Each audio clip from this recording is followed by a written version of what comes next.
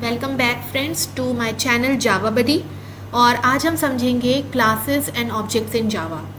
तो अभी तक हमने समझा है प्रिमिटिव डेटा टाइप्स कौन कौन से हैं जावा में, वेरिएबल्स क्या होते हैं, लिटरल्स क्या होते हैं, वेरिएबल्स के नेमिंग कन्वेंशंस क्या होते हैं, और आज हम जानेंगे क्लासेस एंड ऑब्जेक्ट्स क्या होते हैं। क्योंकि जावा एक ऑब्जेक्ट ओरिएंटेड प्रोग्रामिंग है, तो इसमें सब कुछ जहाँ तक 90% of the code includes classes and objects. So we have to understand that first.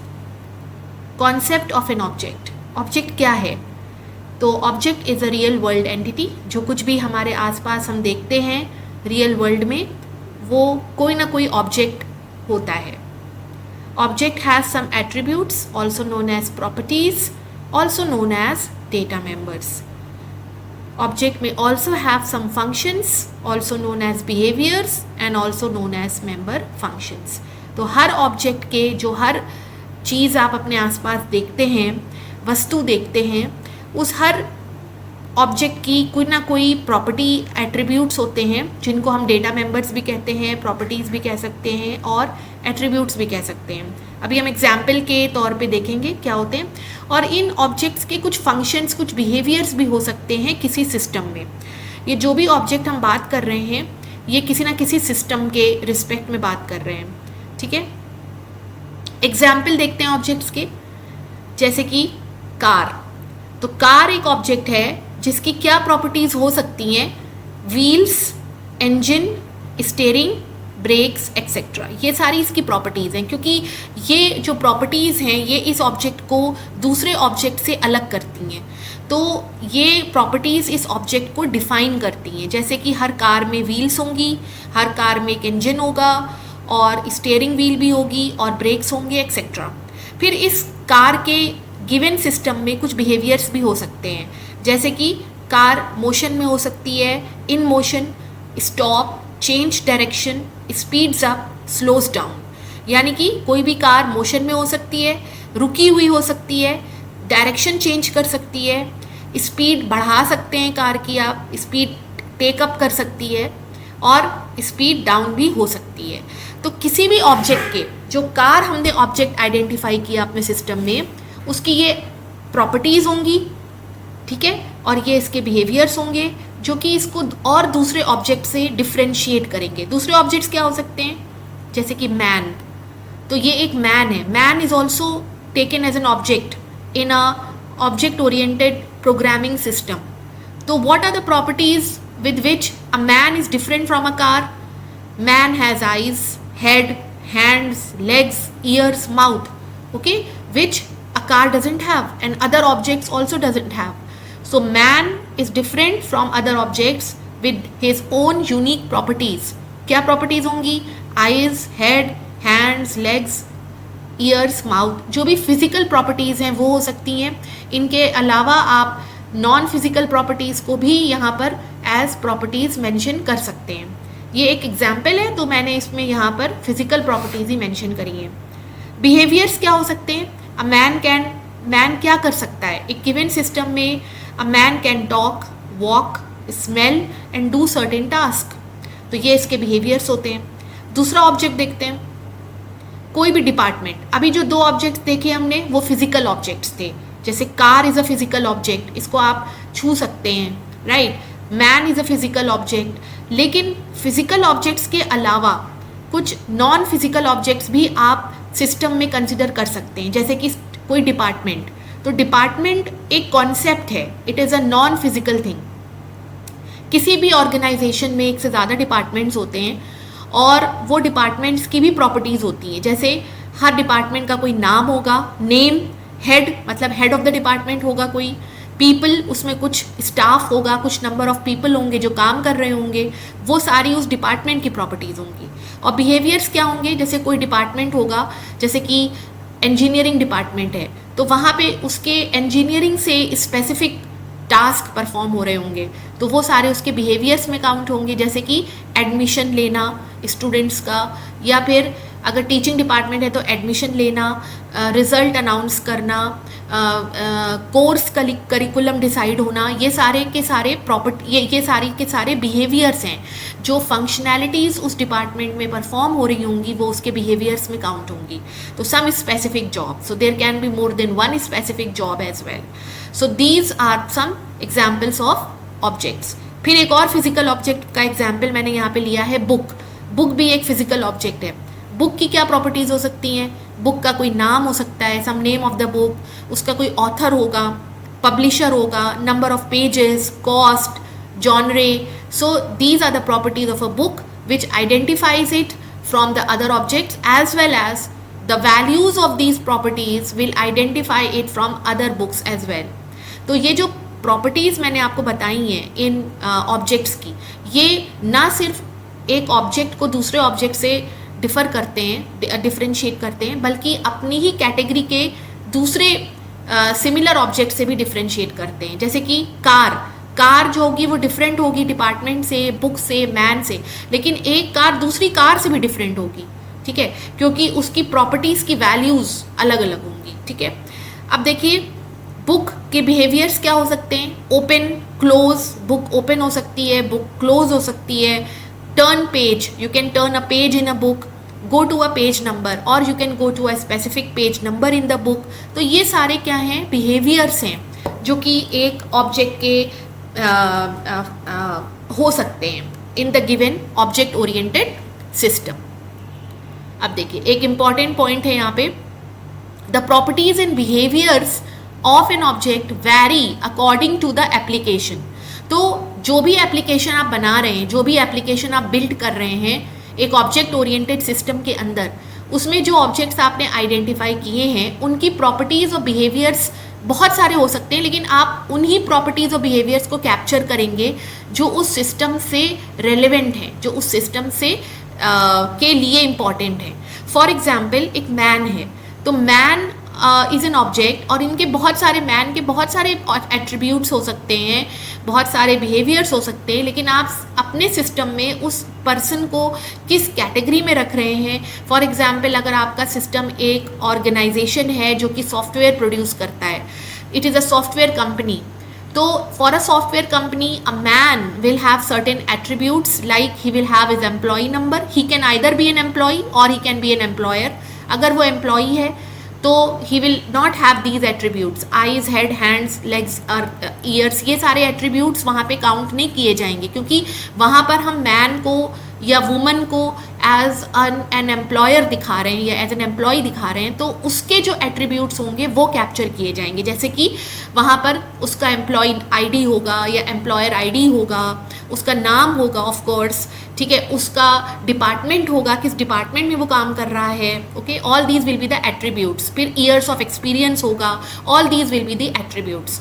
और जबकि जो उसके बिहेवियर्स होंगे वो सारे बिहेवियर्स होंगे.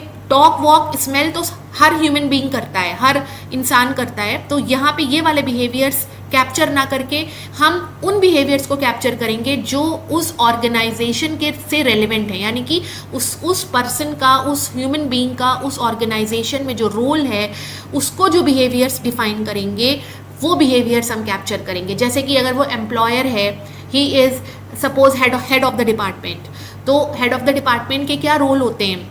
ही does recruitment, not directly but he scans the like CVs आती हैं आपकी applicants की, तो उनको छटनी करना उसको scrutinize the CVs and filter out the CVs and call for the interview, then decides the job given to every person working under him, every employee working under him. All these are the basic behaviors of an employer in a software company or in some other company, for example.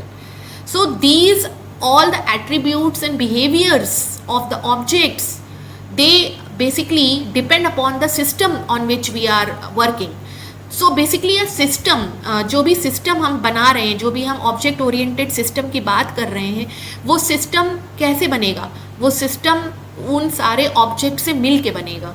ठीक है, तो अगर हम किसी organisation की बात कर रहे हैं, वो एक ऑर्गेनाइजेशन है और ऑब्जेक्ट ओरिएंटेड सिस्टम में उस ऑर्गेनाइजेशन को आप कैसे बनाएंगे, तो वो कैसे बनेगा, वो बनेगा डिफरेंट डिफरेंट एम्प्लॉयर से, डिफरेंट एम्प्लॉयज़ से, डिफरेंट डिपार्टमेंट से। तो ये सारे के सारे हो जाएंगे उस डिपार्टमेंट के, उस ऑर्गेनाइजेशन के या उस सिस्टम के ऑब्जेक्ट्स। तो ऑब्जेक्ट्स क्या होते हैं? Basically object is a real world entity. अब आप समझ गए, हर ऑब्जेक्ट के कुछ एट्रीब्यूट्स होते हैं और बिहेवियर्स होते हैं। एट्रीब्यूट्स को हम प्रॉपर्टीज़ भी कहते हैं और डेटा मेंबर्स भी कहते हैं, और बिहेवियर्स को हम फंक्शंस भी कहते हैं और मेंबर फंक्शंस भी कहते हैं, और ये स्पेसिफिक होते हैं एप्लीकेशन के। ठीक है, आगे बढ़ते हैं। अब आते हैं कॉन्सेप्ट ऑफ अ क्लास। जब हमने एक ग्रुप ऑफ ऑब्जेक्ट्स को आइडेंटिफाई कर लिया अपने सिस्टम में, तो अब ज़रूरत ये है कि हम उन ऑब्जेक्ट्स को क्लासीफाई करें। तो class is a collection of objects with similar attributes and functions. Class is a blueprint for the attributes and functions of real objects. ठीक है, इसको पहले हम समझते हैं, फिर एग्जाम्पल में आएंगे। तो देखिए, जैसे हम एक सॉफ्टवेयर कंपनी का एक एग्जाम्पल मैंने आपको बताया था, उसमें एक कंपनी बहुत सारे एम्प्लॉयज़ से मिलके बनती है और बहुत सारे एम्प्लॉयर्स भी हो सकते हैं अगर वो कंपनी बड़ी है। तो हर एम्प्लॉय की कुछ एट्रीब्यूट्स होंगे, कुछ बिहेवियर्स होंगे। ठीक है, अब ऐसा हो सकता है कि जैसे हमारा एक डिपार्टमेंट है जहाँ पर C++ की कोडिंग होती है, तो जो C++ कोडिंग का डिपार्टमेंट है उस सॉफ्टवेयर कंपनी में, उसमें जितने भी एम्प्लॉयज़ होंगे उनका सबका जो बिहेवियर होगा वो सेम होगा। सभी लोग कोडिंग कर रहे होंगे C++ में। ठीक है, और उनके एट्रीब्यूट्स भी बहुत कुछ सिमिलर होंगे, नाम को छोड़ के और एम्प्लॉय आईडी को छोड़ के उनके बहुत कुछ एट्रीब्यूट सिमिलर होंगे, क्योंकि वो सभी लोग एक ही डिपार्टमेंट में काम कर रहे हैं। ठीक है, अब क्या है, ये जो सेम एक जैसे काम करने वाले ऑब्जेक्ट्स हैं, इनको कैसे जो है वो हम सिस्टम में रखेंगे। इनको सिस्टम में रखने के लिए हम एक क्लासिफिकेशन टेक्निक का यूज़ करेंगे जिसको कहते हैं क्लासेस। तो हम क्या करेंगे, जितने भी एम्प्लॉयज़ जो C++ कोडिंग कर रहे हैं उनको हम ग्रुप कर लेंगे एक क्लास में, और उसको हम बनाएंगे class of employees working on C++। Similarly एक सेपरेट क्लास बना लेंगे हम फॉर जावा, फॉर पाइथन। जितनी भी लैंग्वेजेस पे हमारे सॉफ्टवेयर डेवलप होते हैं या जितने भी और टेक्नोलॉजीज़ पे हमारे काम चलते हैं, उनके अकॉर्डिंग जितने भी एम्प्लॉयज़ होंगे उस डिपार्टमेंट में काम कर रहे होंगे, उनका हम एक ग्रुप बना लेंगे। तो ये ग्रुप कहलाता है क्लास। ठीक है, तो क्लास क्या होगा, क्लास बनाने की ज़रूरत क्या पड़ती है? बेसिकली सबसे पहले हम आइडेंटिफाई करते हैं कि कौन कौन से ऑब्जेक्ट्स हमारे सिस्टम में होंगे, फिर उन ऑब्जेक्ट्स की क्या एट्रीब्यूट्स होंगे, क्या प्रॉपर्टीज़ होंगी, क्या बिहेवियर्स होंगे, उसके अकॉर्डिंग हम उन्हें क्लासीफाई करते हैं और एक ब्लूप्रिंट तैयार करते हैं उसका। तो वो ब्लूप्रिंट क्या दिखाएगा? वो ब्लूप्रिंट जो होगा वो आपको type of attributes and type of behaviours बताएगा। जैसे कि अगर हमने एक क्लास बनाया for employees working on C++, तो उन एम्प्लॉयज़ के क्या एट्रीब्यूट्स होंगे, उन एट्रीब्यूट्स का हमने एक ब्लूप्रिंट बना लिया कि भाई हर एम्प्लॉय का एक नाम होगा, उसका एक एम्प्लॉय आईडी होगा, C++ में वो किस वर्जन पे काम कर रहा है फॉर एग्जांपल वो हम मेंशन करेंगे, और किस किस सॉफ्टवेयर पे वो काम कर रहे हैं, मतलब किस सॉफ्टवेयर पे वो करेंटली काम कर रहे हैं वो मेंशन करेंगे। फिर ये सारी चीज़ें हम एक ब्लूप्रिंट तैयार कर लेंगे। ठीक है, उसके बाद उनके बिहेवियर्स कि वो क्या करेंगे, बेसिकली वो कोडिंग करेंगे, डिज़ाइनिंग करेंगे, डिज़ाइन तैयार करेंगे, कोडिंग करेंगे, मोबाइल एप्लीकेशन बनाएंगे कि वेब एप्लीकेशन बनाएंगे, ये सारे बिहेवियर्स हम उनके कैप्चर करेंगे। तो उसका भी एक ब्लूप्रिंट हमने तैयार कर लिया। तो वो जो ब्लूप्रिंट होगा वो ब्लूप्रिंट फिजिकली एग्जिस्ट नहीं करेगा। फिजिकली एग्जिस्ट क्या करेगा, ये ऑब्जेक्ट्स, ये रियल एम्प्लॉयज़ एग्जिस्ट करेंगे। ठीक है, और ये रियल एम्प्लॉयज़ को जो हम अपने सिस्टम में डिफाइन कर रहे हैं वो डेफिनेशन जो होगी वो ये क्लास दिखाएगी।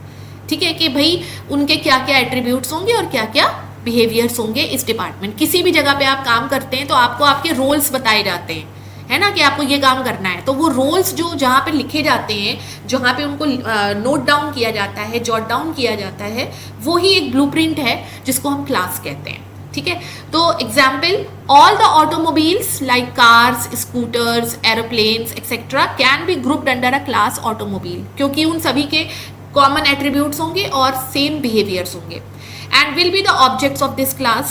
This class will declare same attributes and behaviors for all its objects. Clear हो गया?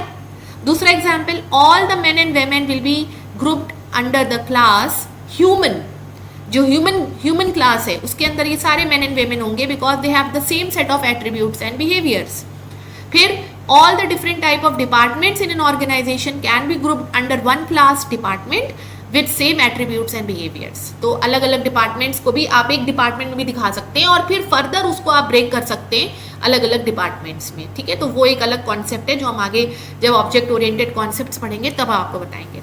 तो मोटे तौर पे ये क्लास बनाने का फायदा क्या होता है, एक और एग्जांपल देख लेते हैं। All the different kind of books will be grouped under the class book with same attributes and behaviours, ठीक है। डिफरेंट काइंड ऑफ बुक्स को भी आप ग्रुप कर सकते हैं। तो मोटे तौर पे अगर आप देखें तो आप देख सकते हैं कि एक बड़ी सी ऑर्गेनाइजेशन है जिसमें हमारे पास एक क्लास ह्यूमन है जहाँ पे ह्यूमन बींग्स काम कर रहे हैं, एक क्लास डिपार्टमेंट है मतलब कि इस ऑर्गेनाइजेशन में कुछ डिपार्टमेंट्स भी हैं, और एक क्लास बुक है जिसमें कि लाइब्रेरी है और उसके अंदर बुक्स रखी हुई हैं, ठीक है। तो इस तरह से मोटे तौर पे एक पिक्चर आपके सामने बन जाएगी कि भाई ये जो ऑर्गेनाइजेशन है ये किन ऑब्जेक्ट से मिलके बनेगा, राइट। तो एक ब्रॉडर व्यू देने के लिए, सिस्टम का एक ब्रॉडर व्यू, एक मॉड्यूलराइज्ड और ब्रॉडर व्यू देने के लिए क्लासेस एंड ऑब्जेक्ट्स का कॉन्सेप्ट आया है। और ब्रॉडर व्यू तो दे ही रहे हैं, साथ में हम उसको बहुत क्लोजली रियल वर्ल्ड से रिलेट भी कर पा रहे हैं। तो that is why object oriented programming is a real world programming.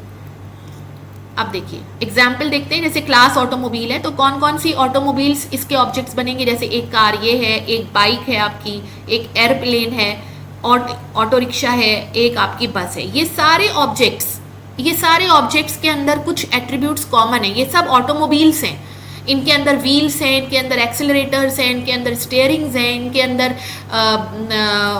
और भी कुछ कॉमन एट्रीब्यूट्स हैं, ठीक है। तो ये और बिहेवियर्स भी सबके सेम है, जनरली सेम है, मतलब बिल्कुल सेम नहीं है बट कहीं ना कहीं सेम है, जो कि इनको एक ग्रुप में कर रहे हैं, ऑटोमोबाइल ग्रुप में, ठीक है, ऑटोमोबाइल क्लास में। तो ये सारे हो गए, ठीक है। अब इनको हम ब्रेक कर सकते हैं, जैसे एक इसके अंदर हम एक क्लास बना सकते हैं कार्स, जिसमें सारी कार्स के ऑब्जेक्ट्स आ जाएं। इसके अंदर हम बना सकते हैं एक क्लास बाइक्स, जिसमें सारी बाइक्स आ जाएं। अब कार और बाइक को भी फर्दर हम ब्रेक कर सकते हैं, उसके अंदर भी हम क्लासेस बना सकते हैं। जैसे कुछ कार हैं जो ईवी कार्स हैं, कुछ कार्स हैं जो पेट्रोल बेस्ड कार्स हैं, ठीक है। तो वो हम फर्दर क्लासिफिकेशन कर सकते हैं। तो ये क्लासिफिकेशन आपका किसी भी लेवल तक जा सकता है, राइट। तो इन सबके, लेकिन अगर हम ब्रॉडली देखें तो ऑटोमोबाइल क्लास के क्या क्या एट्रीब्यूट्स हैं, व्हील्स हैं, इंजन है, स्टीयरिंग है, ब्रेक्स है सभी के अंदर। और बिहेवियर्स क्या हैं इन सबके common behaviours, in motion, stop, change direction, speeds up and slows down. दूसरा देखते हैं, देखो ये एक बुक आ गई, the jungle book by Rudyard Kipling. फिर ये प्रिंसेस डायना की एक बुक आ गई, और ये आ गई Khaled Hosseini The Kite Runner. तो ये भी क्या है, एक क्लास बुक है जिसके अंदर आपने वेरियस ऑब्जेक्ट्स को डाला हुआ है, अलग जॉनरे के बुक्स हैं, ठीक है। तो कोई बात नहीं, इसको फर्दर हम इस क्लास बुक को हम फर्दर क्लासिफाई कर सकते हैं अकॉर्डिंग टू द जॉनरेस।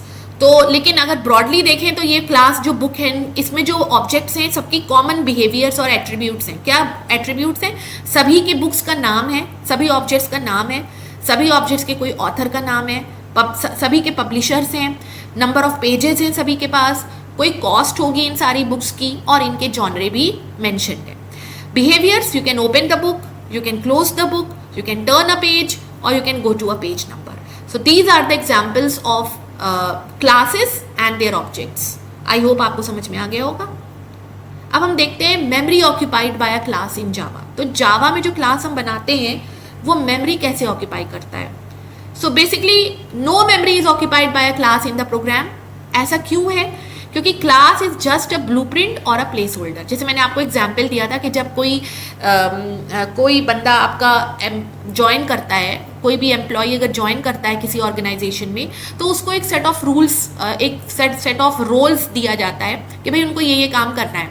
अब वो रोल्स क्या हो गए, उसके बिहेवियर्स हो गए, और उसको कुछ एम्प्लॉय आईडी भी दी जाती है और फलाना कुछ और भी उसके एट्रीब्यूट्स होते हैं उस ऑर्गेनाइजेशन से रिलेटेड, जैसे कि उसकी एम्प्लॉय आईडी, उसका पैन नंबर, उसका अकाउंट नंबर, ये सब होता है। तो ये सारे एट्रीब्यूट्स और बिहेवियर्स की एक लिखित या रिटन में एक ब्लूप्रिंट जैसा तैयार होता है, जो कि सिर्फ ऑन पेपर होता है। ये अभी प्रैक्टिस में नहीं लाया गया है। प्रैक्टिस में तब लाया जाएगा जब वो रियली ज्वाइन करेगा, जब वो अपना काम शुरू करेगा एम्प्लॉई, तब वो प्रैक्टिस में आएगा और तब वो एक्चुअली अपने बिहेवियर्स पे परफॉर्म करेगा और एक्चुअली वो उन एट्रीब्यूट्स को यूज़ करेगा, ठीक है। तो ये जो उस ज्वाइनिंग से पहले जो एक ब्लूप्रिंट तैयार किया गया है उसका, that is a class, that is a place holder, वो सिर्फ प्लेस होल्डर है, तो उसकी कोई मेमोरी नहीं होगी। मतलब वो मेमोरी तब होगी जब वो एक्चुअली में ज्वाइन कर लेगा और अपना काम शुरू करेगा। मतलब मेमोरी इन दी ऑर्गेनाइजेशन, के ऑर्गेनाइजेशन में उसका एग्जिस्टेंस, मेमोरी का मतलब यहाँ पे है एग्जिस्टेंस से, कि वो एग्जिस्ट कब करेगा वो एम्प्लॉय, जब वो ज्वाइन कर लेगा और अपना काम स्टार्ट कर देगा, तब वो ज्वाइन करेगा और तब हम कहेंगे वो एग्जिस्ट कर रहा है, ठीक है। सो एन एम्प्लॉय से राम किशोर तब तक एम्प्लॉय नहीं है जब तक कि उसने ज्वाइन नहीं किया। The moment he will join, sign करके उसने ज्वाइन कर लिया, सारे डॉक्यूमेंट सबमिट कर दिए, ऑफिशियली ज्वाइनिंग हो गई उसकी। The moment he does this, now he is existing as an employee in the company. Now Ram Kishore is not a normal person, he is an employee of some company, right. तो now he is having a memory. Computer programming के terms में इस existence को memory से जोड़ा जाता है, अभी हम आपको बताएंगे। तो क्लास का लेकिन कोई मेमोरी नहीं होती, क्योंकि वो सिर्फ एक ब्लूप्रिंट है, एक प्लेस होल्डर है। Memory is occupied only by the objects of the class. तो जब राम किशोर ज्वाइन करेगा, जब एम्प्लॉय जेकब ज्वाइन करेगा, या जब एम्प्लॉय अली हसन ज्वाइन करेगा, तब ये सारे ऑब्जेक्ट्स हैं और इन सबकी अलग अलग एग्जिस्टेंस होगी और इन सबकी अलग अलग इंडिविजुअल मेमोरी आपके प्रोग्राम में होगी। Objects of the class are created upon instantiation. तो ये तो मैंने आपको लॉजिकल कॉन्सेप्ट बता दिया। अब प्रोग्रामिंग के पॉइंट ऑफ व्यू में अगर आप देखें तो ऑब्जेक्ट्स क्रिएट कैसे होते हैं, तो उनका एक प्रोसेस होता है, उस प्रोसेस या उस मेथड को कहते हैं इंस्टेंसिएशन। तो देखिए, सिंटैक्स ऑफ अ क्लास, ये क्लास ऑटोमोबाइल है, इसमें मैंने कुछ एट्रीब्यूट्स, क्लास एक कीवर्ड होता है जैसे कि आप ऑरेंज में देख सकते हैं, तो और उसके आगे जो है क्लास नेम, जो कि हमारा एक आइडेंटिफायर है, यूजर डिफाइंड नेम, उसके अंदर आप एट्रीब्यूट्स मेंशन करते हैं। इन एट्रीब्यूट्स को हम इंस्टांस वेरिएबल्स भी कहते हैं। तो हमने क्या देखा, एट्रीब्यूट्स को कितने नामों से हम जानते हैं। एट्रीब्यूट्स को प्रॉपर्टीज भी कहते हैं, एट्रीब्यूट्स को डेटा मेंबर्स भी कहते हैं, और एट्रीब्यूट्स को इंस्टांस वेरिएबल्स भी कहते हैं। इंस्टांस वेरिएबल्स वो वेरिएबल्स होते हैं जो कि क्लास के अंदर तो आप मेंशन कर रहे हैं, बट चूंकि क्लास कोई मेमोरी नहीं लेती है, इसलिए इन वेरिएबल्स की अभी कोई मेमोरी नहीं है। लेकिन जैसे ही इस क्लास का ऑब्जेक्ट बनेगा, वैसे ही इन सारे वेरिएबल्स के लिए मेमोरी एलोकेट हो जाएगी, और जितने ऑब्जेक्ट्स आप बनाएंगे उतनी बार मेमोरी एलोकेट होगी इंडिविजुअली फॉर एवरी ऑब्जेक्ट, ठीक है। अभी हम आपको उसको भी दिखाएंगे कैसे। तो इन वेरिएबल्स को, जो ऑब्जेक्ट्स होते हैं क्लास को, उनको इंस्टांस भी कहा जाता है। तो इसीलिए इन वेरिएबल्स को इंस्टांस वेरिएबल्स भी कहा जाता है। It is important to note. अब देखो, इसमें इंस्टांस वेरिएबल्स हमारे क्या क्या हैं, name, wheels, brakes, engine, steering, और इन सबका प्रिमिटिव डेटा टाइप मैंने यहाँ लिखा हुआ है। फिर इसके बाद कुछ फंक्शंस लिखे हैं, जैसे in motion, stop, speed up, slow down. ये सारे फंक्शंस इसके बिहेवियर्स हैं, ठीक है। और ये बिहेवियर्स जो हैं वो मैंने इसमें कुछ एक्शन नहीं लिखा है, तो मैंने इनके कर्ली ब्रैकेट्स को एम्प्टी रखा है फॉर टाइम बीइंग। तो ये इसके बिहेवियर्स हो गए जो कि फंक्शंस के फॉर्म में आप मेंशन करते हैं। This is the basic structure of a class. ये इसका सिंटैक्स है लेफ्ट साइड में, और राइट साइड में इसका एग्जाम्पल है। ये आप नोट कर सकते हैं, और इसको हम अभी करके दिखाएंगे आपको इंटेलिजे पे कि कैसे इसका ऑब्जेक्ट आप बनाते हैं। तो अब देखते हैं ऑब्जेक्ट डिक्लेरेशन और रेफरेंस क्या होता है।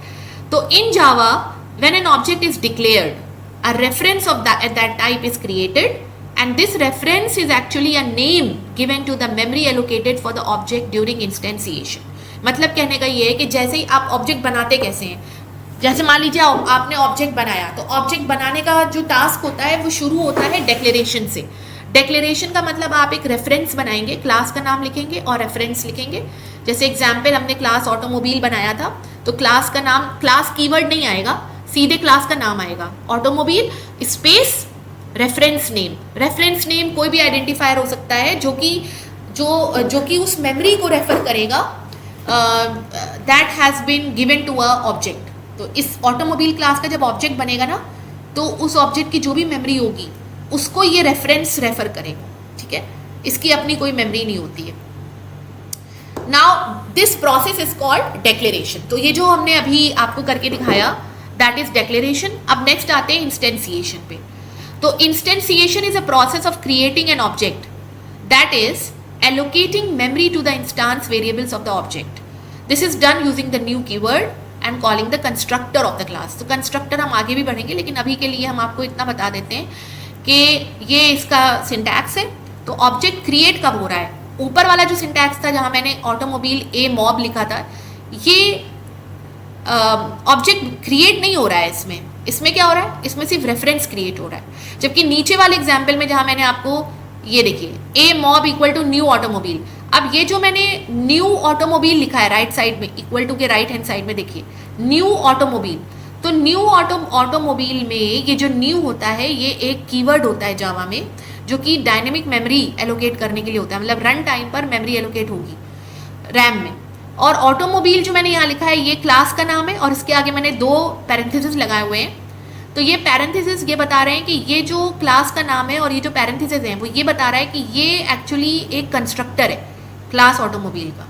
कंस्ट्रक्टर मैं बता दूं आपको क्या होता है। जैसे मैंने आपको बिहेवियर्स बताए, क्लास के बिहेवियर्स मेंबर फंक्शंस भी कहलाते हैं, वैसे ही एक स्पेशल मेंबर फंक्शन होता है क्लास का जिसको कंस्ट्रक्टर कहते हैं। और ये कंस्ट्रक्टर जो होता है स्पेशल इसलिए होता है, पहले तो इसका हम लोग कंस्ट्रक्टर अलग से भी पढ़ेंगे तो उसमें हम आपको सारे फीचर्स बताएंगे, लेकिन अभी के लिए आप समझ लो कि ये कंस्ट्रक्टर जो होता है ये स्पेशल इसलिए होता है क्योंकि ये ऑब्जेक्ट बनाता है, ऑब्जेक्ट की मेमोरी एलोकेट करता है। किसका ऑब्जेक्ट बनाना है क्लास ऑटोमोबाइल का। इसीलिए इसको क्योंकि ये मेमोरी एलोकेट करता है ऑब्जेक्ट को, तो इसको ये मालूम होना चाहिए कि हम किस क्लास के ऑब्जेक्ट की मेमोरी एलोकेट कर रहे हैं। इसीलिए ये जो कंस्ट्रक्टर होता है इसका नाम वही होता है जो क्लास का नाम होता है, ठीक है। तो क्लास का नाम ऑटोमोबाइल था तो कंस्ट्रक्टर का भी नाम ऑटोमोबाइल होगा। अब चूंकि ये फंक्शन है तो हमने यहाँ पे ओपनिंग क्लोजिंग ब्रैकेट लगा दिया, ठीक है। ओपनिंग क्लोजिंग ब्रैकेट से ये पता चल रहा है कि ये क्या है, ये कंस्ट्रक्टर है। और ये किस टाइप की मेमोरी एलोकेट करेगा? ऑटोमोबाइल टाइप की मेमोरी एलोकेट करेगा। किसको? ऑटोमोबाइल क्लास के ऑब्जेक्ट को। और वो जो मेमोरी एलोकेट होगी वो कहाँ जाएगी? वो जाएगी आपके रेफरेंस ए मॉब में जो आपने ऊपर बनाया था। तो जो डिक्लेरेशन आपने ऊपर किया था जहाँ पे आपने रेफरेंस बनाया था, ये डिक्लेरेशन जो आपने रेफरेंस बनाया है, इस रेफरेंस की कोई मेमोरी नहीं है, इसकी अपनी कोई मेमोरी नहीं है, लेकिन ये किसको पॉइंट कर रहा है? ये पॉइंट कर रहा है ऑटोमोबाइल क्लास के ऑब्जेक्ट को जिसकी मेमोरी अब क्रिएट हुई है, ठीक है। मतलब जावा में पॉइंटर्स नहीं होते हैं, तो ये रेफरेंस पॉइंटर नहीं है, लेकिन ये रेफर कर रहा है उस मेमोरी को। ये इसलिए ज़रूरी है क्योंकि अगर आप रेफरेंस नहीं बनाएंगे, अगर आप डिक्लेरेशन नहीं करेंगे, तो जो ऑब्जेक्ट आपने क्रिएट किया है न्यू ऑटोमोबाइल से, उसको आप प्रोग्राम में यूज़ कैसे करेंगे? ओके। और आप आगे देखेंगे इसी लेक्चर में, इसी वीडियो में कि ऐसा होता है कि हम कभी कभी विदाउट रेफरेंस भी ऑब्जेक्ट बना लेते हैं। तो उस टाइप के ऑब्जेक्ट्स को कहा जाता है एनोनिमस ऑब्जेक्ट्स, क्योंकि उनका कोई नाम नहीं है, ठीक है। और वो एक ही बार बनते हैं और उनसे हम काम करते हैं, उनको दोबारा आप यूज़ नहीं कर सकते। एक बार जो बनेंगे तभी आप उनको यूज़ कर सकते, बनने के बाद नहीं यूज़ कर सकते। क्यों? क्योंकि उनका कोई नाम ही नहीं है, कोई रेफरेंस ही नहीं है।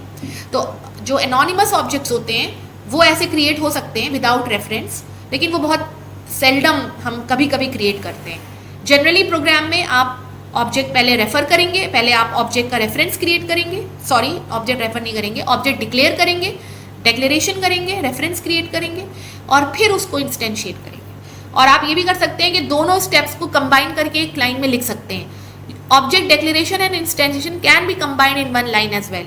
जैसे कि यहाँ पे ऑटोमोबाइल ए मॉब, ये मैंने क्या किया? रेफरेंस क्रिएट किया, उसी के आगे मैंने क्या करा? न्यू ऑटोमोबाइल, कंस्ट्रक्टर कॉल करा, न्यू कीवर्ड यूज करा, ऑब्जेक्ट क्रिएट कर दिया। ऑब्जेक्ट क्रिएट हुआ तो ये कहाँ चला गया? ऑन ए मॉब, ठीक है। अब देखते हैं memory allocation to the object. अब ऑब्जेक्ट में कैसे मेमोरी एलोकेट होती है? आपको तो पता है क्लास में मेमोरी नहीं एलोकेट होती है, मेमोरी एलोकेट होती है ऑब्जेक्ट्स में। तो कैसे एलोकेट होती है? पहले तो हमें ये मालूम होना चाहिए कि multiple objects for a class can be created. एक से ज़्यादा ऑब्जेक्ट्स आप बना सकते हैं, there is no limit to it. Each object has a distinct identity, that is each object takes a separate memory. बहुत इंपॉर्टेंट पॉइंट है ये। हर ऑब्जेक्ट का एक आइडेंटिटी होगा और एक स्टेट होगी। आइडेंटिटी का मतलब हो गया कि हर ऑब्जेक्ट अपनी खुद की मेमोरी लेगा, और स्टेट का मतलब हुआ जो इंस्टांस वेरिएबल्स आपने क्लास में मेंशन करे थे, जो एट्रीब्यूट्स मेंशन करे थे, हर ऑब्जेक्ट के लिए उन एट्रीब्यूट्स या इंस्टांस वेरिएबल की सेपरेट वैल्यू होगी, यानी कि the value of the instance variable for each object determines it's state. तो हर ऑब्जेक्ट की एक डिस्टिंक्ट वैल्यू होगी उसके इंस्टांस वेरिएबल की, जो कि उसकी स्टेट बताएगी। तो आइडेंटिटी क्या होती है? Identity is the individual memory given to each object for a class. And what is the state? The distinct value of the instance variables of an object are its state। ये आप लोग note कर लीजिए। Example, value for the attribute brakes. अब अगर हम object लें car, हमने मान लीजिए ऑटोमोबाइल क्लास के दो ऑब्जेक्ट्स बनाए, कार 1 कार 2, उसके बहुत सारे एट्रीब्यूट्स हैं। मान लीजिए हम एक एट्रीब्यूट की बात कर रहे हैं, ब्रेक्स, है ना। पीछे जाके देखते हैं, हम आपको दिखाते हैं। देखिए इसमें ये देखिए ब्रेक्स एक एट्रीब्यूट है, ऑटोमोबाइल क्लास है, इसका हमने एक ऑब्जेक्ट बनाया कार, इसके हमने दो ऑब्जेक्ट्स बनाए, कार 1 कार 2 ऑटोमोबाइल के। अब इसमें जो एट्रीब्यूट ब्रेक्स है वो कार 1 में भी है और कार 2 में भी है। अब देखिए what is the meaning of the state.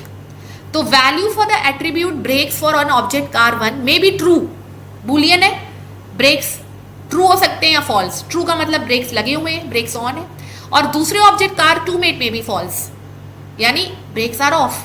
तो showing two different objects of class automobile in two different states. अब ये देखो मेमोरी, पहला जो ऑब्जेक्ट कार 1 है, मान लीजिए कि मैंने ये एट्रीब्यूट्स थे उसकी ये वैल्यूज दी। नेम मारुति सुजुकी, कार 1 का नाम है मारुति सुजुकी, पहला ऑब्जेक्ट है ये। और व्हील्स इसमें 4 है, ब्रेक्स की वैल्यू ट्रू है, इंजन इसमें CNG है, स्टीयरिंग पावर स्टीयरिंग। दूसरा ऑब्जेक्ट इस कार 2 का name Chevrolet, wheels are 4, brakes लगे, ब्रेक्स आर फॉल्स यानी ब्रेक्स नहीं लगे हैं, engine electric and steering is power.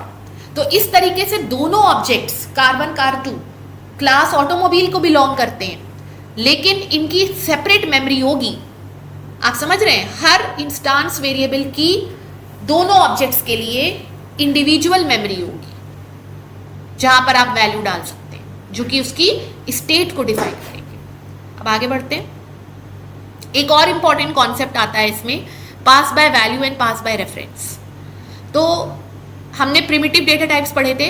In Java whenever we call a function, आप लोग ने C++ पढ़ी होगी, तो जब भी हम फंक्शन को कॉल करते हैं C में या C++ में, तो दो तरह से करते हैं, एक कॉल बाय वैल्यू होता है, एक कॉल बाय रेफरेंस होता है। तो कॉल बाय वैल्यू इसलिए क्यों, जब हम बाय वैल्यू पास कर रहे हैं एक्चुअल आर्ग्यूमेंट और फॉर्मल आर्ग्यूमेंट, जब हम फंक्शन को कॉल करते हैं तो एक्चुअल वैल्यूज़ को जब बाय वैल्यू भेजते हैं कॉलिंग फंक्शन में इनटू द फॉर्मल आर्ग्यूमेंट्स, तो वो होता है कॉल बाय वैल्यू। और कॉल बाय रेफरेंस कब करते हैं, जब हम पॉइंटर्स का यूज़ करते हैं। अब देखिए जावा में पॉइंटर्स नहीं होते हैं, तो जावा में जितने भी प्रिमिटिव डेटा टाइप्स हैं उनको आप सिर्फ और सिर्फ बाय वैल्यू ही पास कर सकते हैं, not by reference, it is not possible. तो जावा, because Java does not support pointers, hence it only supports pass by value. Only the object references are passed by reference. अब रेफरेंस से आप क्या पास कर सकते हैं, सिर्फ ऑब्जेक्ट रेफरेंसेस, जो आपने ऑब्जेक्ट्स बनाए क्लास के, उसके आपने रेफरेंसेस क्रिएट किए, उन रेफरेंसेस को जब आप फंक्शन में पास करेंगे तो वो पास बाय रेफरेंस होगा।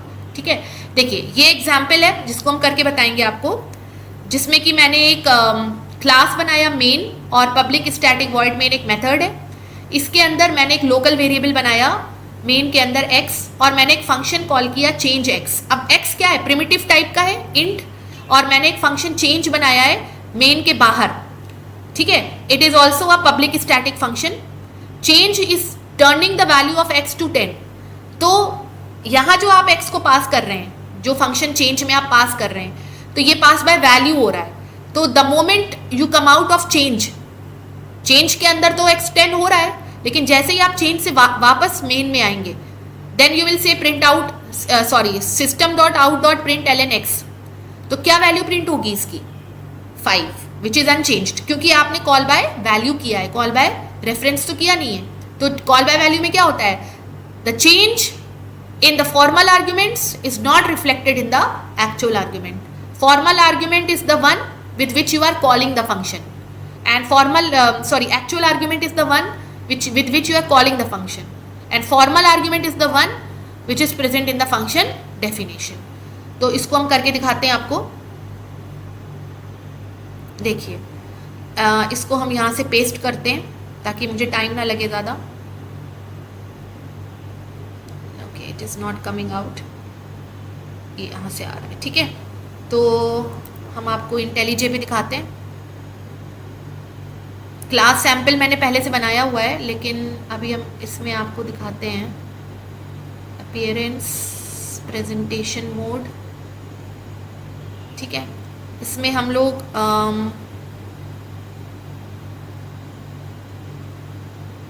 पब्लिक स्टैटिक वॉइड मेन के अंदर थोड़ा सा चेंज करेंगे यहाँ पे।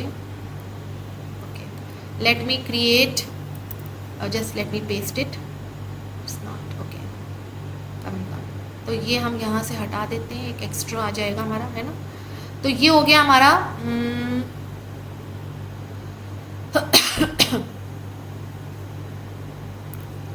ठीक है। तो अभी फ़िलहाल के लिए हम इसको जो है वो this is here, this is here, this I am commenting out.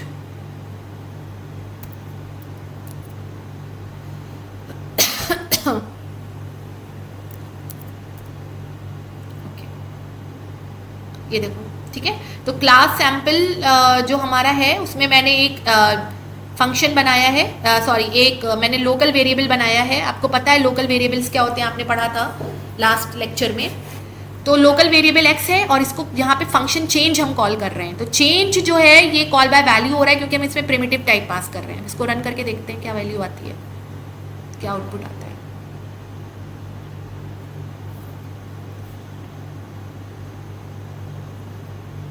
तो देखिए आउटपुट इज 5, है ना। क्योंकि 5 इसलिए है क्योंकि जब ये वापस आएगा तो ये अनचेंज्ड वैल्यू को एक्सेस करेगा। यहाँ पे देखो 5 दिखा रहा है वो, लेकिन अगर ये ऑब्जेक्ट होता तो ये वैल्यू चेंज हो गई होती, ठीक है। अब इसी को हम आपको दिखाना चाह रहे थे। This is what I wanted you to show. Now let me go back to my presentation and let me come back here, ठीक है। तो ये this is what I wanted to show you, ठीक है। अब हम कंटिन्यू करते हैं। These points we have covered. Now getter setter methods in Java. Okay. उससे पहले हम आपको पास बाय रेफरेंस भी दिखा देते हैं क्योंकि उसका मैंने कुछ अलग से बनाया नहीं है। तो let me show you that also. तो देखो मैंने यहाँ पर Control-C,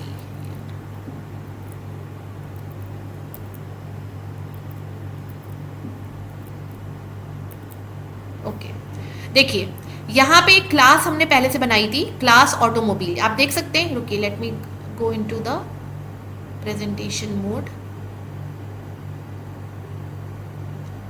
ठीक है। तो अभी मैंने आपको कॉल बाय वैल्यू दिखाया, pass by value, pass by reference के एग्जाम्पल। तो क्लास ये देखिए यहाँ पे नीचे मैंने क्लास बनाई है ऑटोमोबाइल और इसके अंदर वही सारे एट्रीब्यूट्स और मेथड्स मैंने रखे। एक मेथड मैंने यहाँ पे, कुछ मेथड्स मैंने अलग तरह से भी लिखे हैं जो हम आपको बताएंगे आगे क्या होता है। नाउ अब हम देखते हैं इसमें क्लास सैम्पल है हमारा, ऊपर बना हुआ है। ऑटोमोबाइल के बाहर ऑटोमोबाइल अलग बना है, क्लास सैम्पल अलग है जिसके अंदर मैंने मेन बनाया है। और मेन के अंदर मैंने automobile car equal to new automobile, ये मैंने क्या करा है, ये मैंने बनाया है reference. This is my reference and this is my new automobile is a constructor and this new is a keyword which is creating an object of automobile called referred by car. तो car is a object, car is referring to the object of class automobile. अब मैंने car dot wheels किया। देखो जब आप attributes को access करते हो किसी क्लास के तो आप डॉट ऑपरेटर यूज करते हो। You always use the dot operator और a period operator to access the attributes of the object. क्या व्हील ऑब्जेक्ट, क्या व्हील एट्रीब्यूट है इस क्लास का? Yes, wheel is an attribute. तो हमने एक एट्रीब्यूट उठाया व्हील्स और हमें पता है कि ये सारे एट्रीब्यूट जो हैं ये एक्सेसिबल होंगे इस क्लास के अंदर क्योंकि इनका जो विजिबिलिटी है वो अलाउड है। अलाउड मतलब इसके कुछ विजिबिलिटी लेबल्स होते हैं जो हम आगे पढ़ेंगे in the visibility modes, accessibility modes. तो अभी हम उसमें कंफ्यूज नहीं करना चाहते हैं आपको। तो it is allowed with in the same package. तो पैकेज ये सेम है, उसके अंदर ये अवेलेबल है। तो अब हमने क्या करा, car dot wheels equal to 4, मतलब मैंने कार नाम के ऑब्जेक्ट को 4 व्हील्स असाइन कर दिए। अब मैंने कहा कार हैज़, अब मुझे ये प्रिंट करना है car has car dot wheels plus wheels, मतलब ये मैसेज आएगा कार हैज़ कितनी व्हील्स हैं उसकी वैल्यू इससे आ जाएगी, व्हील्स एट्रीब्यूट की वैल्यू यहाँ आ जाएगी और उसके बाद मैंने यहाँ पर क्या प्रिंट, मैंने कॉल करा चेंज। अब चेंज मेथड जो यहाँ बनाया है मैंने outside the main function, change आपका सैम्पल क्लास के अंदर बना हुआ है लेकिन मेन के बाहर है। What is happening? Change is taking an attribute of automobile class and this time you are passing a reference of an object. तो आप जो आपने ऑब्जेक्ट ऊपर बनाया था, यहाँ पे जो ऑब्जेक्ट बनाया था यहाँ पर, उसको आपने रेफर किया था कार से, मतलब और कार उस ऑब्जेक्ट को रेफर करा था। फिर आपने जब इसको पास किया इस फंक्शन में, तो you are not passing the object by value, you are actually passing the reference. तो आप उसी ऑब्जेक्ट का रेफरेंस पास कर रहे हैं यहाँ पे, ठीक है। अब वो रेफरेंस आप किस दूसरे रेफरेंस में ले रहे हैं, दैट इज बाइक। तो ऑब्जेक्ट वही है, it is the same object जिसमें आपने व्हील्स को 4 रखा था, ये वही ऑब्जेक्ट है, लेकिन inside the function change you are referring it with a new reference called bike. और जैसे कि मैंने आपको बताया था, बाइक और कार दोनों ही जो है मेमोरी नहीं लेते हैं, बल्कि ये उस मेमोरी को रेफर करते हैं जो आपने क्रिएट की है, ठीक है। तो बाइक भी उसी मेमोरी को रेफर कर रहा है जहां पे व्हील्स 4 है। तो आपने क्या करा, bike dot wheels equal to 2 कर दिया। तो अब क्या हुआ, जो ऑब्जेक्ट आपने ऊपर बनाया था जिसमें व्हील्स को 4 किया था आपने, उसी ऑब्जेक्ट की व्हील्स को आपने 2 कर दिया, ठीक है। तो जब आप इस फंक्शन के बाहर आएंगे, back to the main function, and you are saying system dot out dot println bike has car dot wheels. अब यहाँ दोबारा उस ऑब्जेक्ट को आप कार से रेफर करने लगे तो कोई बात नहीं, ऑब्जेक्ट तो वही है ना, मेमोरी तो वही है ना। एक बार आप उसको कार से रेफर कर रहे हैं, एक बार आप उसको बाइक से रेफर कर रहे हैं। तो जब कार से रेफर कर रहे हैं तो आपने उसको 4 व्हील्स दी, फिर जब आपने उसको बाइक से रेफर करा तो 2 व्हील्स दी, लेकिन ऑब्जेक्ट तो वही है, मतलब उसकी नंबर ऑफ व्हील्स चेंज हो गई, right, number of wheels have changed. तो now no matter if you refer it again by car, the number of wheels are going to be 2, it is not going to be 4। This is because आप जो object पास कर रहे हैं वो by reference कर रहे हैं, इसलिए मेमोरी एक ही है लेकिन उसको अलग अलग नाम से रेफर कर रहे हैं। एक्चुअल आर्ग्यूमेंट में अलग नाम है और फॉर्मल आर्ग्यूमेंट में अलग नाम है। एक्चुअल में कार है, फॉर्मल में बाइक है, लेकिन मेमोरी तो एक ही है ना, मेमोरी तो चेंज नहीं हुई है। इसलिए जो चेंज आप फॉर्मल आर्ग्यूमेंट में करेंगे वो आपका एक्चुअल आर्ग्यूमेंट में भी रिफ्लेक्ट होगा। This is called by reference. तो इसको अगर आप रन करेंगे then you will see the difference। देखिए, तो हमारा आउटपुट क्या आ गया, car has 4 wheels, bike has 2 wheels. आया समझ में? तो इसमें अगर कोई डाउट है फ्रेंड्स तो आप हमें कमेंट में बता सकते हैं, I am going to clear it again, okay. तो अब हम वापस आते हैं अपने प्रेजेंटेशन मोड में और देखते हैं हमें आगे क्या बताना है आपको, ओके। बाहर आते हैं इससे और वापस जाते हैं अपनी स्लाइड पे, राइट। अब हम आते हैं नेक्स्ट कॉन्सेप्ट पे जो कि है हमारा getter and setter methods in Java. तो गेटर और सेटर मेथड जावा में एक कन्वीनियंस के लिए प्रोवाइड किया जाता है, या आप बना सकते हैं। तो they are also known as accessors and mutators. The getter setter methods can be created for any class to access the instance variables. Basically ये बिहेवियर वाले साइड में जाते हैं, क्योंकि मेथड्स जितने भी होते हैं, मेथड्स मतलब फंक्शंस को मेथड्स भी कहते हैं, बिहेवियर्स भी कहते हैं, और क्या कहते हैं, मेंबर फंक्शंस भी कहते हैं। तो गेटर सेटर मेथड्स भी फंक्शंस या बिहेवियर्स के कैटेगरी में ही जाते हैं। और ये क्यों बनाए जाते हैं, ये इसलिए बनाए जाते हैं ताकि जो इंस्टांस वेरिएबल्स आपने बनाए हैं क्लास के, उनको आप एक्सेस कर सकें। तो देखिए, गेटर को एक्सेसर भी कहते हैं, it is use to return the value of a instance variable, ठीक है। इसका सिंटैक्स होता है, जो भी इंस्टांस वेरिएबल का टाइप है वो आप यहाँ पे रिटर्न टाइप में लिखेंगे, और उसके बाद गेट लिखेंगे। Get it is not a keyword, लेकिन फिर भी गेट इसका एक कन्वेंशन होता है कि जब आप गेटर बनाते हैं तो गेटर फंक्शन में आप गेट से स्टार्ट करते हैं, it is not a keyword, get से स्टार्ट करते हैं followed by the instance name. तो जैसे अभी हम आपको एग्जाम्पल बताएंगे, ओपनिंग क्लोजिंग ब्रैकेट, इसमें कोई पैरामीटर पास नहीं होता, और जो फंक्शन की बॉडी होती है उसमें आप रिटर्न के साथ उस इंस्टांस को वापस भेजते हैं। तो मतलब गेटर, ये हो गया गेटर मेथड। तो एग्जाम्पल देखिए, जैसे मैंने व्हील्स, जो मेरे ऑटोमोबाइल क्लास का एट्रीब्यूट था व्हील्स, उसको मुझे वापस भेजना है, जैसे मुझे उसे एक्सेस करना है या गेट करना है, तो हम एक गेटर मेथड बनाएंगे उसके लिए। तो मैंने लिखा इंट, क्योंकि व्हील्स का टाइप हमारा इंट था, इंट हमारा रिटर्न टाइप हो गया। गेट हमने वर्ड यूज किया, उसके साथ हमने इंस्टांस का नाम यूज किया, इंस्टांस का opening closing bracket, return wheels, W इसलिए यहाँ कैपिटल किया है क्योंकि ये हम कैमल केसिंग फॉलो करते हैं, तो कैमल केसिंग में हमने W को कैपिटल रखा है। अदरवाइज हमारे व्हील्स एट्रीब्यूट का W कैपिटल नहीं है। ओके, दूसरा होता है सेटर। तो setter is nothing but a mutator, जो कि किसी भी इंस्टांस वेरिएबल को चेंज करने के लिए होता है। इसका सिंटैक्स होता है वॉइड, इसमें कुछ रिटर्न नहीं कर रहे हैं आप क्या कर रहे हैं इसमें, उसको चेंज कर रहे हैं। तो चेंज कैसे कर रहे हैं, बाय सम पैरामीटर। तो आपने सेट लिखा, वही नॉर्मल आपका जो कन्वेंशन है, सेट वर्ड के साथ इंस्टांस का नाम लिखेंगे और इसमें पैरामीटर पास करेंगे आप। इंट, जो भी आपका इंट नहीं होगा बल्कि यहाँ पे डेटा टाइप होगा, जो भी डेटा टाइप आपका जो उसका है इंस्टांस वेरिएबल का, वो डेटा टाइप आप यहाँ लिखेंगे और कोई भी एक वैल्यू यहाँ पे लिखेंगे।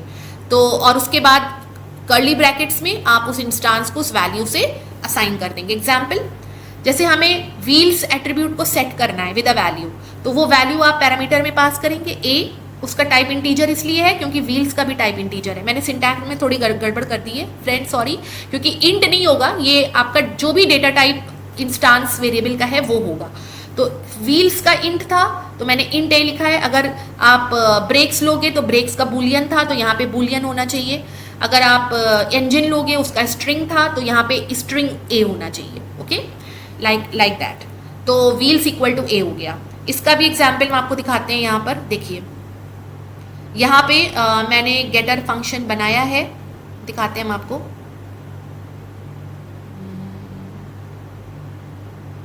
देखिए, हमारा क्लास था ऑटोमोबाइल, क्लास के अंदर ही ये सारे काम करने हैं आपको, गेटर सेटर क्लास के अंदर बनाना है। मेरे जो एट्रीब्यूट्स थे उसके अलावा मैंने कुछ बिहेवियर्स यहाँ डिफाइन करे थे, उसके अलावा मैंने एक गेटर मेथड डिफाइन करा व्हील्स के लिए। तो व्हील्स के लिए गेटर में मैंने यहाँ पे चूंकि ये फंक्शन रिटर्न करेगा व्हील की वैल्यू को, तो मैंने व्हील का टाइप मेंशन करा रिटर्न टाइप में, जो कि इंटीजर है, और भी मैंने रिटर्न में लिख दिया व्हील्स। अब अगर इसका सेटर बनाना है तो सेटर में हम क्या लिखेंगे, पब्लिक इसलिए ताकि ये बाहर से भी यूज हो सके। वॉइड रहेगा क्योंकि सेटर कुछ रिटर्न नहीं करता, सेट व्हील्स, और यहाँ पे हमें उसको किसी भी वैल्यू से सेट कर देना है। यानी कि हम यहाँ पे कहेंगे जो हमारा एट्रीब्यूट था व्हील्स इक्वल टू ए। ठीक है फ्रेंड्स, तो ये हो गया हमारा सेटर। अब जब आप यहाँ पे फंक्शन, जब आप यहाँ पे इसका ऑब्जेक्ट बनाएंगे, then what you can do is, अब हम सबको चेंज कर देते हैं यहाँ पे। Let me just remove the all other things. तो अब मान लीजिए कि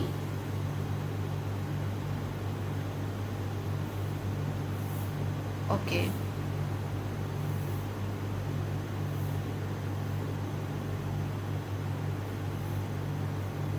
cannot be referenced from a static context. Okay, there is something wrong here. यहाँ पे क्या प्रॉब्लम है, ये एक्सपेक्टेड है। ओके, एक यहाँ पे ब्रैकेट कम है इसलिए वो एरर दे रहा है। ठीक है, ओके। तो देखिए, मेन के अंदर हमने क्या करा, ऑटोमोबाइल नाम का ऑब्जेक्ट बना लिया। अब मुझे क्या करना है, व्हील वाले एट्रीब्यूट को हमें सेट करना है। तो हम कौन सा मेथड कॉल करेंगे इसका, सेट व्हील्स। तो हमने यहाँ पे किया कार डॉट सेट व्हील्स, देखिए आ गया, और इसमें हम एट्रीब्यूट पास कर देंगे 4। तो हमारी व्हील्स 4 हो गई। और हम यहाँ पे हमको गेट करना है, तो system dot out dot println, और यहाँ पे मैंने दे दिया कार डॉट, मुझे उसकी वैल्यू चाहिए गेट व्हील्स, तो मैंने यहाँ कॉल कर लिया गेट व्हील्स। एक सेकेंड,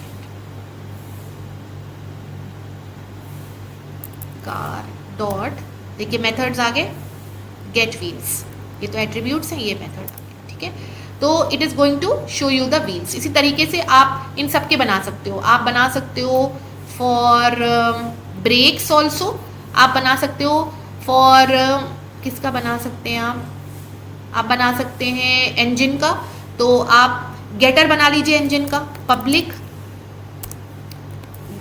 ये रिटर्न करेगा तो यहाँ होना चाहिए स्ट्रिंग, है ना, स्ट्रिंग गेट इंजन, ये कुछ रिटर्न, कुछ एट्रीब्यूट तो लेगा नहीं, और ये क्या रिटर्न करेगा, रिटर्न इंजन एट्रीब्यूट। ठीक है, और इस तरीके से आप सेट भी कर सकते हैं इसको, पब्लिक वॉइड, यहाँ पे वॉइड आएगा क्योंकि सेटर में आपको ज़रूरत नहीं होती रिटर्न कराने की, engine and here you have to set it with some string e. और यहाँ पे क्या करेंगे आप, यहाँ पे आप सिंपली कहेंगे late me go like this,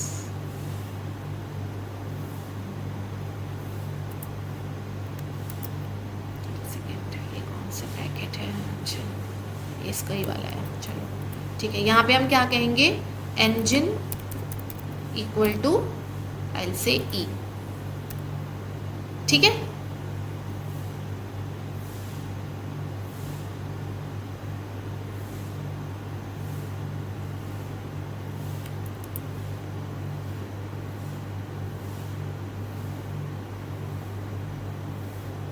okay तो यहाँ पे हम क्या करेंगे, मान लीजिए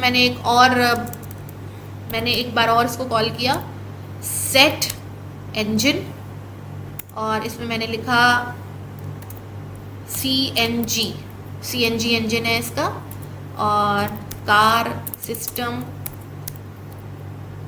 डॉट आउट डॉट println मैंने लिखा, सॉरी, कार डॉट गेट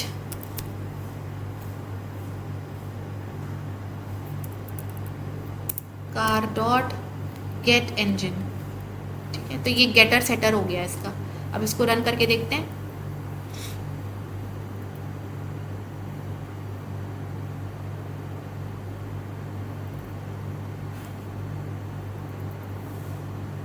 तो we have got the output here. तो पहला आया हमारा आउटपुट नंबर ऑफ व्हील्स 4, और फिर आया engine type which is CNG, ठीक है। तो ये हो गया हमारा गेटर सेटर मेथड्स। हमने देख लिया pass by value, pass by reference क्या होता है, गेटर सेटर मेथड्स देख लिए हमने। ये सब चीज़ें बहुत इंपॉर्टेंट है friends from the point of view of classes and objects in Java. अब हम आते हैं वापस, मेरे ख्याल से लास्ट स्लाइड है। ओके तो this is about your anonymous objects. तो जैसे कि मैंने आपको बताया था कि anonymous objects do not have any reference और object name, they are created for immediate one time use, क्योंकि उनको आप आगे यूज़ नहीं कर पाएंगे, उनका कोई नाम नहीं होता है। They save memory for short live task and they are very common in event handling like button click. Example, जैसे आपने बुक टाइप का कोई ऑब्जेक्ट बनाया, तो विदाउट क्रिएटिंग अ रेफरेंस आप डायरेक्टली कह सकते हैं न्यू बुक। ये जो बुक है this is actually the constructor, और इसमें हमने पैरेंथेसिस के अंदर वैल्यूज़ दी हैं, जहाँ पर आप कंस्ट्रक्टर को तो कॉल कर ही रहे हैं, साथ में आप उसको वैल्यूज़ भी दे रहे हैं। एक अलग तरह का कंस्ट्रक्टर होता है जिसमें कि आप जो है वो ऑब्जेक्ट क्रिएशन के टाइम पर ही उसमें इंस्टांस वेरिएबल्स को कुछ वैल्यूज़ दे सकते हैं। ये एक अलग टाइप का कंस्ट्रक्टर होता है जिसको बोलते हैं पैरामीटराइज्ड कंस्ट्रक्टर। ये हम लोग टाइप ऑफ कंस्ट्रक्टर्स में आगे देखेंगे। और फिर उसके बाद आपने डॉट गेट नेम कर लिया, तो ये आपने गेटर फंक्शन कॉल कर लिया तो get the name of the book, ठीक है। तो अगर आप इसको भी हम आपको करके दिखा देते हैं ऑन द इंटेलिजे, तो हाँ ठीक है। तो जैसे कि मान लीजिए इसको पहले हम प्रेजेंटेशन मोड में लाते हैं। देखिए जैसे मान लीजिए मैंने एक और ऑब्जेक्ट बनाया, अभी मैंने एक ऑब्जेक्ट कार बनाया था, अब मैं एक ऑब्जेक्ट बना रही हूँ न्यू ऑटोमोबाइल, ठीक है। और न्यू ऑटोमोबाइल में मैंने क्या करा, मैंने यहाँ पर कुछ वैल्यूज़ दे दी। अब उन वैल्यूज़ के लिए लेकिन मुझे यहाँ पे बनाना पड़ेगा कंस्ट्रक्टर। तो कंस्ट्रक्टर तो मैंने बनाया नहीं है इसका, तो हम आपको आगे बताएंगे कंस्ट्रक्टर क्या होता है, लेकिन फॉर टाइम बीइंग मान लीजिए मैंने इसका कंस्ट्रक्टर यहाँ पे बना रखा है। तो मान लीजिए कि मैंने यहाँ बनाया है कंस्ट्रक्टर पब्लिक ऑटोमोबाइल, और ये पैरामीटराइज कंस्ट्रक्टर है इसका, जिसमें मैंने रखा है int wheels comma boolean brake comma string engine comma string steering.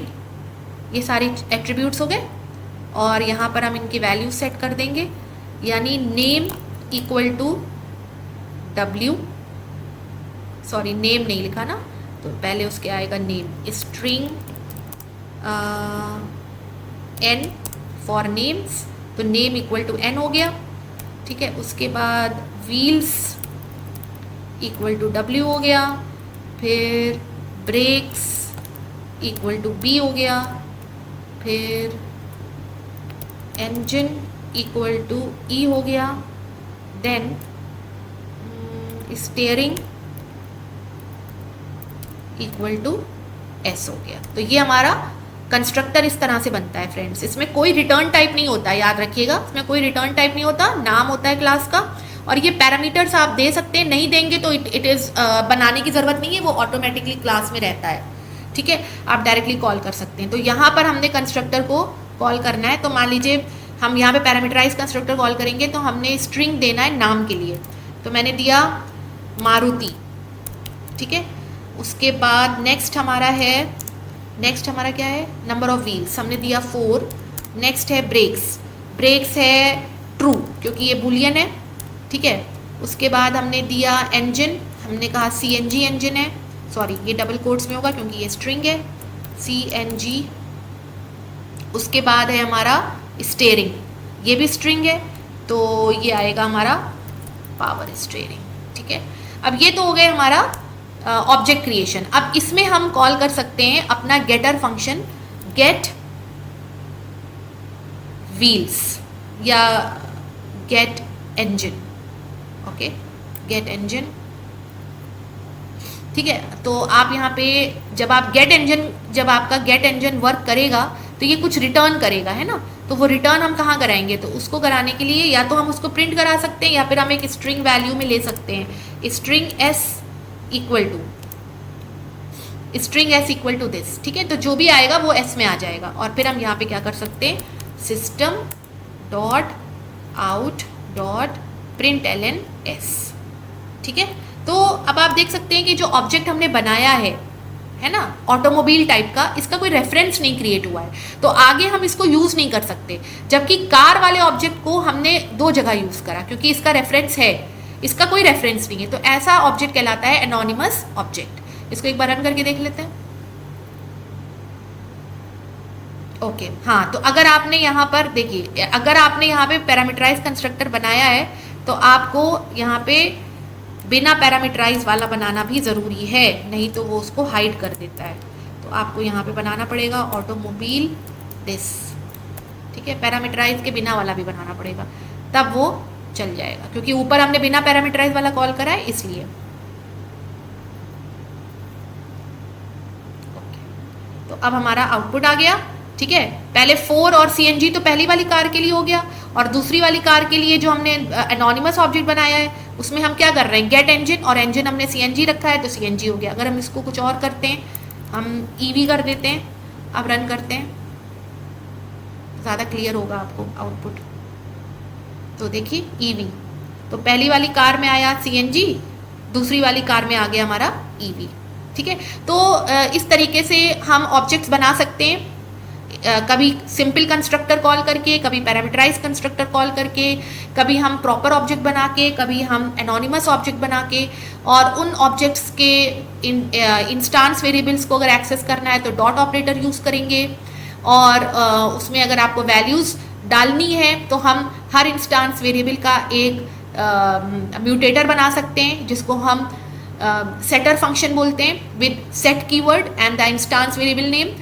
और अगर हमें उन्हें एक्सेस करना है, इंस्टांस वेरिएबल को अगर हमें एक्सेस करना है तो हम उनका एक्सेसर बना सकते हैं by using the get word and it becomes the getter function. तो गेटर और सेटर फंक्शंस आर ऑप्शनल, ज़रूरी नहीं है कि आप बनाइए, लेकिन अगर आप बनाते हैं तो इट इज़ ईजियर। और आपको जो एडिटर्स हैं जैसे IDEs हैं वो आपको ऑलरेडी प्रोवाइड भी कर देते हैं गेटर सेटर, तो आपको लिखने की भी ज़रूरत नहीं है। तो they are the conveniences which are provided. देखिए ये ब्लू से आ रहा है ना, तो ये ब्लू से इसीलिए आ रहा है, और मेथड्स तो ब्लू से नहीं आ रहे क्योंकि ये मेथड्स आपके जो आपका एडिटर है इसका IDE का, उसने आइडेंटिफाई कर लिया कि ये गेटर सेटर फंक्शंस हैं, ठीक है। तो ये देखिए गेटर सेटर ये अपने आप बना दिया उसने, ठीक है। तो बेसिकली ये समझ गया वो कि ये है। तो this is about the beginning of classes and objects in Java. और इसके आगे हम लोग नेक्स्ट लेक्चर में और डिटेल में पढ़ेंगे स्टैटिक वेरिएबल्स क्या होते हैं, और हमारे कंस्ट्रक्टर्स क्या होते हैं, एक्सेस मॉडिफायर्स क्या होते हैं, ये सब हम अलग अलग लेक्चर्स में देखेंगे। So thank you class. Share करिएगा हमारा वीडियो, और अगर दिक्कत आती है तो प्लीज़ हमें बताइएगा।